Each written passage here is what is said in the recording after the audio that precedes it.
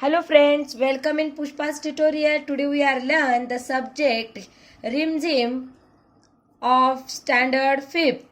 म्हणजेच आपल्याला CBSE बोर्डातील रिमझिम हिंदी की पाठ्यपुस्तक से 6 नंबर का लेसन सीखना है, पढ़ना है. चलो तो फिर हम ये लेसन पढ़ने के लिए शुरुआत करते हैं. चिट्ठी का सफर मतलब हम लोग जब दूर रहते हैं अपने रिश्तेदारों से तब हम लोग चिट्ठी भेजा करते हैं.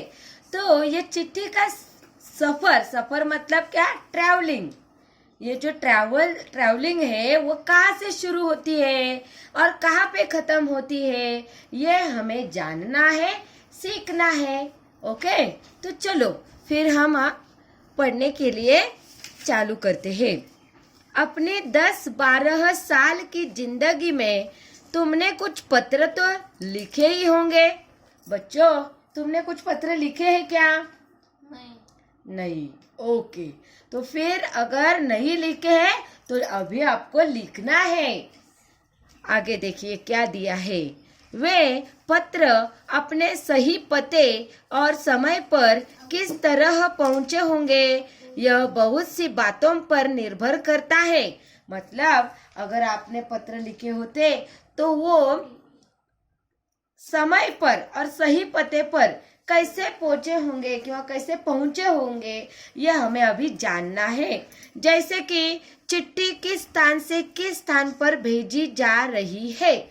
मतलब चिट्ठी के ऊपर अपना भी पता रहता है और जिसको हम चिट्ठी भेज रहे हैं उसका भी पता रहता है.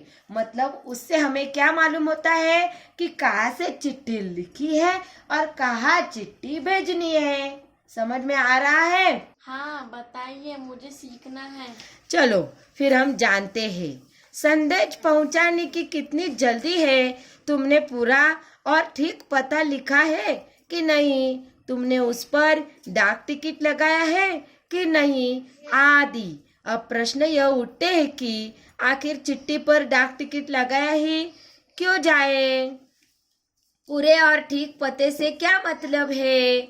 जरूरत पड़ने पर संदेश को जल्दी कैसे पहुंचाया जाए. स्थान बदलने से चिट्ठी के पहुंचने पर क्या असर पड़ता है. इनमें से कुछ सवालों के जवाब शायद तुम्हारे पास हो. खासकर तुम में से उनके पास जो डाक टिकटें इकट्ठा करने का शौक रखते हैं. इसमें क्या दिया है बच्चों? इसमें हमें यह सवाल खड़े हुए हैं. कौन कौन से सवाल? कि हम लोगों को ठीक से हमारा पता और जिसको चिट्ठी भेजनी है उसका पता क्यों लिखना है. सीधा उनका नाम लिखा जाए तो क्या होगा? बराबर. ये तो सवाल तुम्हारे मन में खड़ा ही रहेगा. बराबर. दूसरा, तो उस पर डाक टिकट क्यों चिपकाया जाता है. बराबर कि नहीं. और चिट्ठी पर अगर मैंने गलत एड्रेस लिख दिया तो उसका असर क्या होगा. तो देखो, इसमें जो पहला सवाल तुम्हारे मन में खड़ा हुआ है, जो कि आखिर चिट्ठी पर डाक टिकट लगाए क्यों जाए, तो एक बात है कि हम जिसको चिट्ठी भेज रही है वो ठिकान हमसे कितना दूर है. अगर दूर रहेगा तो वहां तक वो चिट्ठी जाने के लिए कुछ तो पैसा खर्चा होगा. हम अगर मार्केट जाना है, हमें अगर किसी सिटी में जाना है तो हम रिक्शा से जाते हैं, बस से जाते हैं, नहीं तो 2 व्हीलर पे जाते हैं, बाइक पे जाते हैं. तो उसके लिए हमें पेट्रोल भरना पड़ता है गाड़ी में. अगर रिक्शा से गए तो टिकट भरना पड़ता है, बस से गए तो टिकट भरना पड़ता है. मतलब एक जगह से दूसरी जगह तक जाने के लिए हमें पैसे भरने पड़ते ही है. वैसे ही अगर हमारी चिट्ठी एक स्थान से एक जगह से दूसरे जगह पर जानी हो तो पैसा भरना ही है. बराबर. दूसरा सवाल देखो. पूरे और ठीक पते से क्या मतलब है. अगर हमने पूरा पता नहीं लिखा, उसमें सब पिन कोड, हमारा जिला, हमारा गांव, हमारा घर का नंबर, ये सब अगर हमने नहीं लिखा तो हमारी चिट्ठी हमारे घर तक आएगी क्या. वो जो कौन? पोस्टमैन पोस्टमैन जो रहता है वो पता पढ़ता है, उसके बाद वो पते का घर ढूंढता है, फिर वो वहां तक लाकर देता है, बरा कि नहीं। अगर हमने उसको गलत पता दिया या अधूरा एड्रेस दिया तो वो हमारे सही जगह पर पहुंचा सकता है क्या?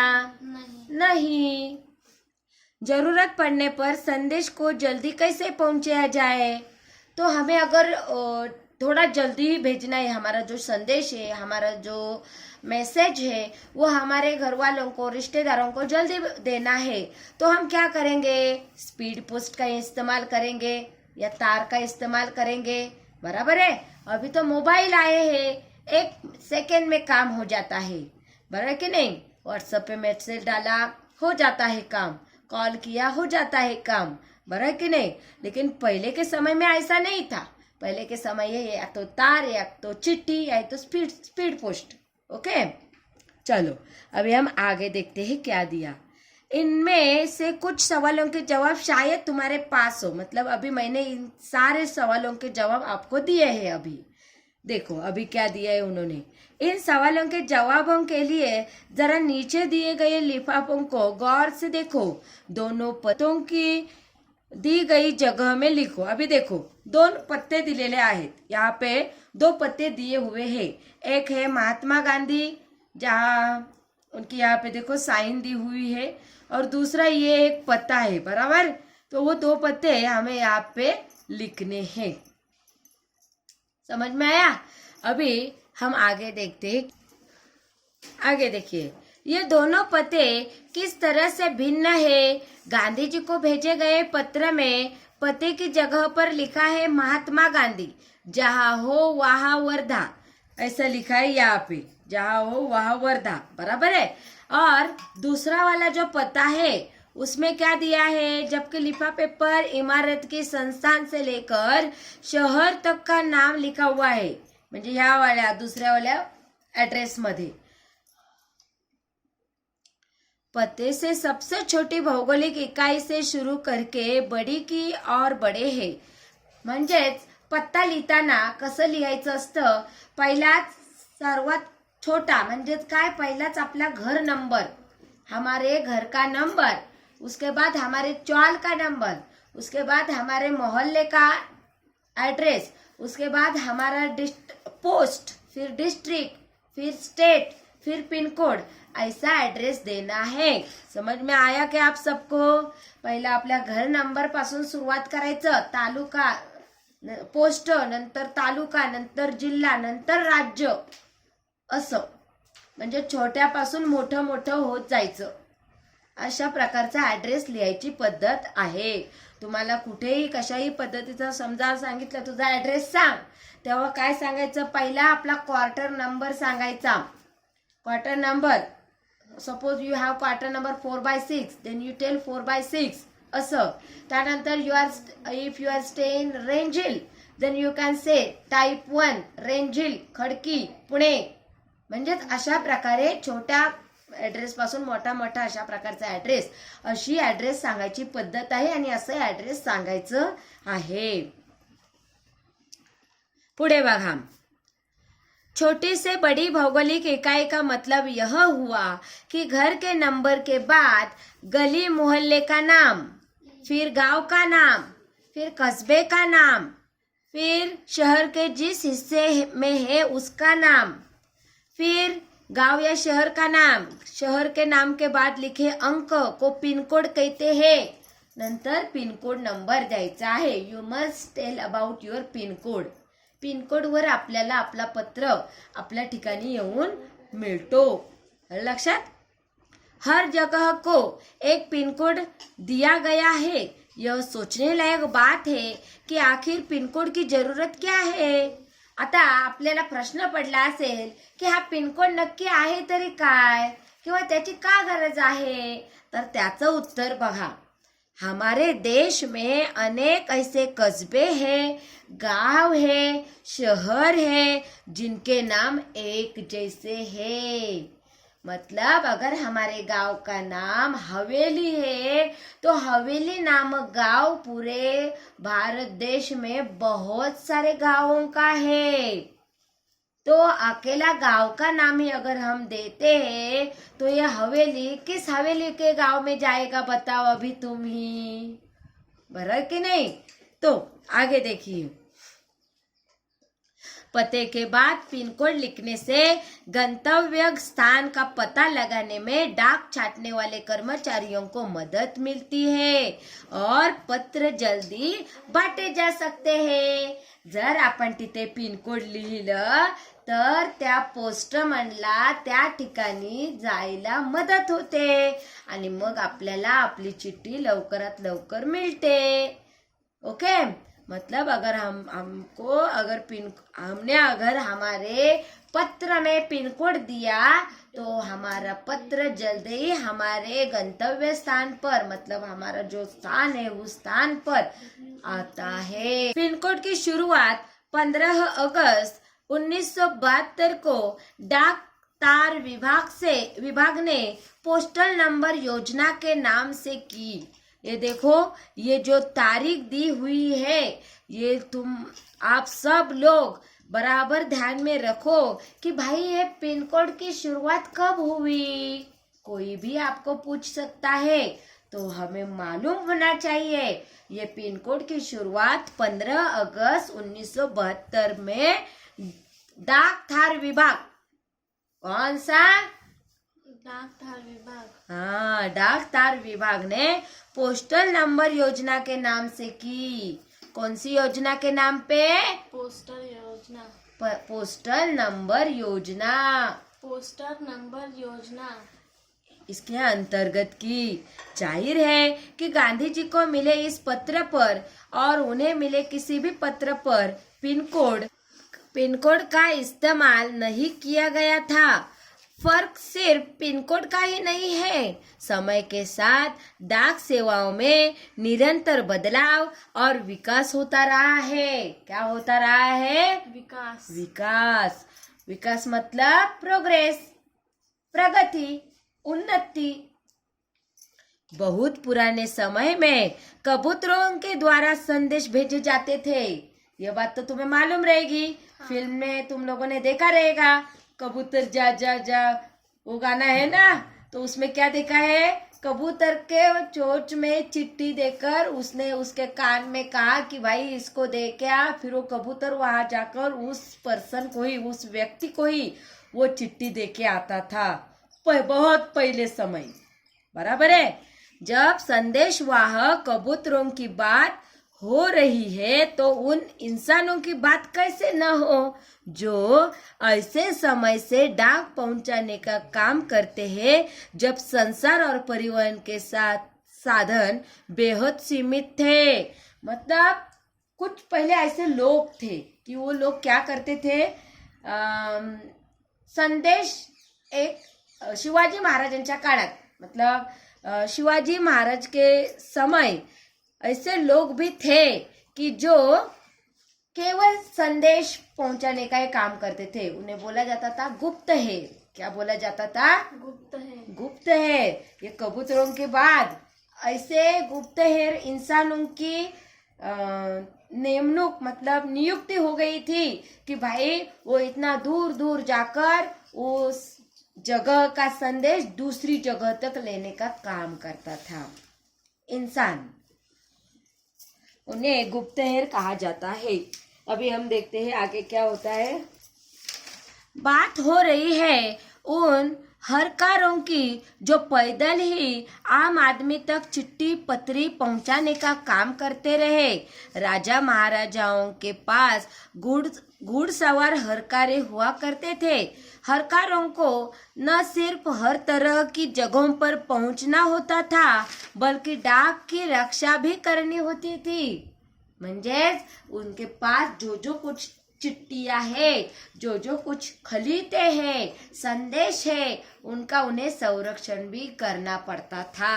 डाकू, लुटेरों या जंगली जानवरों की चपेट में आने का डर हमेशा बना रहता था।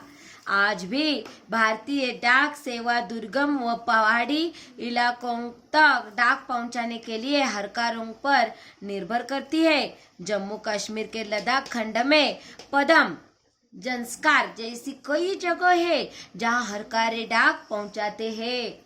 आजकल तो संदेश भेजने के नए नए और तेज साधन आसानी से उपलब्ध हो गए हैं। डाक बांटने में हवाई जहाज, पानी के जहाज और जाने कौन कौन से साधन इस्तेमाल किए जा रहे हैं। डाक विभाग भी पत्र, मनी ऑर्डर के साथ साथ ईमेल, बधाई कार्ड आदि लोगों तक पहुंचा रहा है। म्हणजे इसका मतलब यह है कि ये डाक अभी खाली वो युद्ध वाला डाक नहीं रहा। युद्ध का मतलब संदेश एक दूसरे के पास पहुंचाना ऐसा नहीं रहा है। अभी मनी ऑर्डर म्हणजे मतलब कि हम पैसे भी ट्रांसफर कर सकते हैं, भेज सकते हैं, बधाई कार्ड भी भेज सकते हैं, राखी भी भेज सकते हैं और न जाने क्या क्या हम भेज सकते हैं। हमारा अगर किसी को अगर ड्रेस देना है तो वो ड्रेस भी उसको भेज सकता है।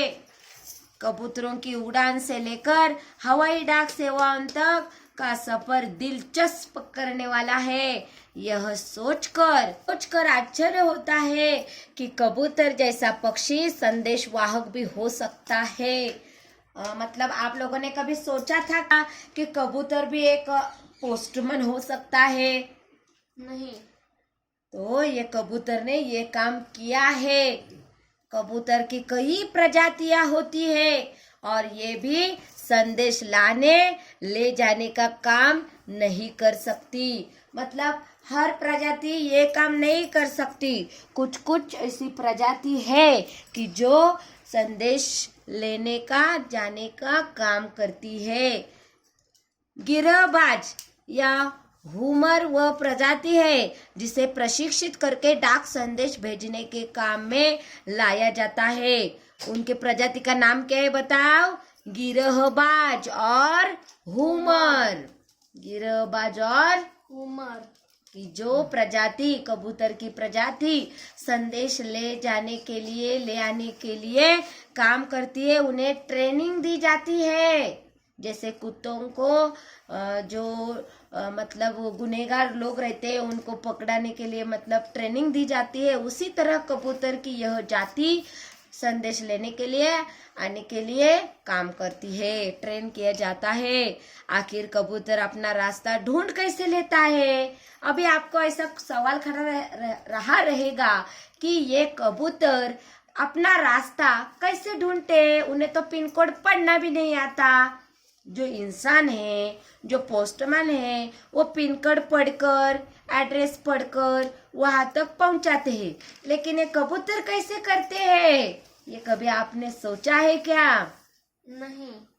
तो देखो यहाँ पे हमें यह बताया है कि उन प्रवासी पक्षियों के बारे में सोचो और पता करो कि वे कैसे सैकड़ों मील का रास्ता और सही जगह तय कर पाते हैं। तो यह हमारे लिए क्या है, एक एक्सरसाइज दी हुई है कि हमें गूगल का, इंटरनेट का उपयोग करके ये ढूंढना है, पता करना है कि ये कबूतर तय किए हुए जगह पर कैसे जाते हैं। समझ में आया यह पाठ आप सबको?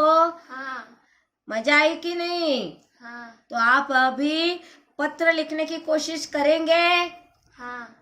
ओके, मुझे लगता है कि आपको यह पाठ अच्छे से समझ आया है। अगली ऐसी वीडियो देखने के लिए अपना चैनल पुष्पा ट्यूटोरियल चैनल जरूर सब्सक्राइब करना और बेल आइकन को क्लिक करना है ताकि जैसा वीडियो अपलोड हुए आप लोगों को उसका नोटिफिकेशन मिलेगा।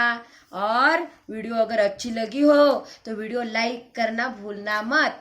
Thank you.